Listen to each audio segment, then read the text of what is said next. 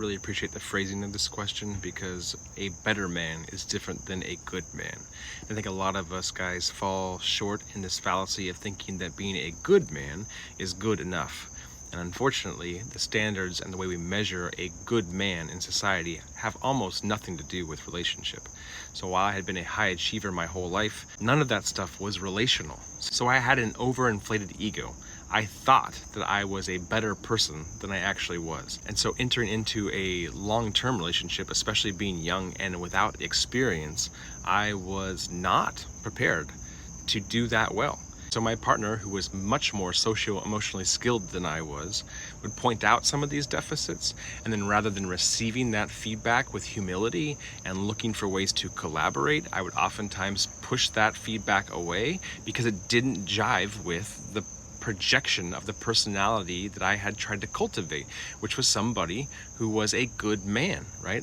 And I wasn't looking to be a better man. I was looking the wrong direction. There's always a danger in comparing, I think, ourselves to other people, but there's specifically a danger in comparing yourself to someone who's behind you, right? So I looked all the time at all the other standards of men that I had seen and thought, well, in comparison to them, I'm a pretty good catch. Never asking myself, in the actual relationship that I am in, with the person that I care most about, am I meeting their needs when they bring their values to me? Am I able to hear that? Am I able to grow? Am I able to learn? I didn't even know how to do the work of relationship. I think that fact actually scared me. But to answer your question, it was probably about 3 years ago. And it was a long car ride. We were on our way to a destination date. We thought it would be fun to go see a comedy show far away, and that ended up, I want to say, backfiring. But now, in retrospect, maybe it was really healthy to have this blowout. We had enough time, just the two of us, in a world that was constantly surrounded by other demands and kids, to just chat. We missed each other in terms of communicating what our needs were heading into that car ride, even preferences about what we wanted to listen to. She made a request, I made a counter request. She over acquiesced to my request, thinking that she didn't want to abandon my preferences, which isn't exactly what I was asking for, but it wasn't what I was not asking for. And the thing that I chose ended up being actually much more revealing and painful than the thing that she wanted.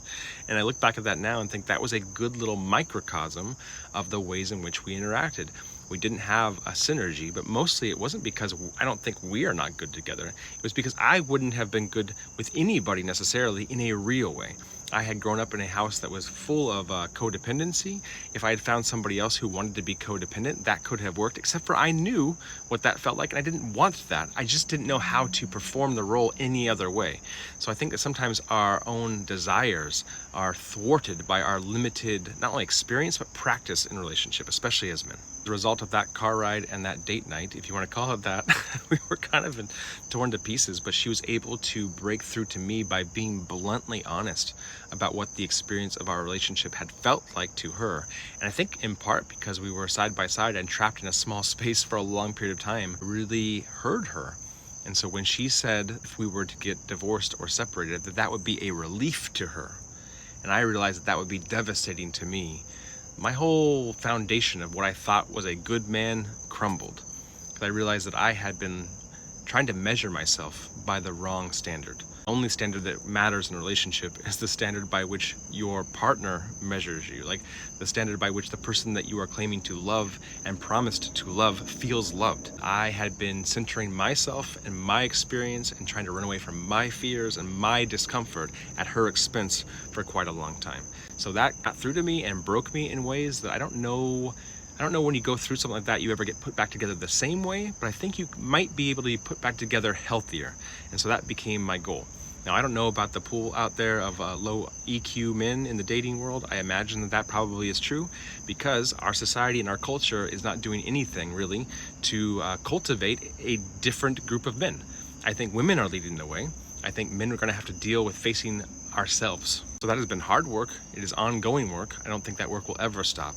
But I do think that women's full permission to step into yourselves, your boundary setting, your self-care in the truest sense of that term, I think gives men permission to do the same, and then culture will have to follow suit. In fact, I don't normally do this, but I think maybe I'll try here. I will post this and I'll go live and I can answer more questions about that specific incident or other ones where we learned through the school of hard knocks what each other needed, especially me. I think my wife was able to see me in ways I could never see her early on, and she tried to accommodate me and make me feel comfortable in ways I never reciprocated, and that has led us to a spot that is far more painful, or at least has a lot more baggage than it needed to had I had a higher EQ to start with. So that is definitely part of my hope, is that in showing up here and telling some of these stories and sharing some of these experiences, that I might be able to catch men at an earlier stage in their relationship, or maybe even before they start one, and get them to consider making some key changes, not to impress society,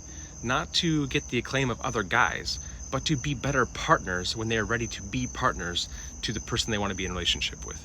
Because I can tell you that my desire was in the right spot, but my self-awareness was so lacking that I wasn't able to carry out that desire in ways that would have been meaningful. That pain doesn't just go away. It's something you have to kind of wake up with every day, a twinge of disappointment on your best days, and sometimes crushing depression on your worst, to realize that you had wanted something and did not do the work, did not even know how to do the work, never asked the questions about how to get better to love somebody well that you had promised to love.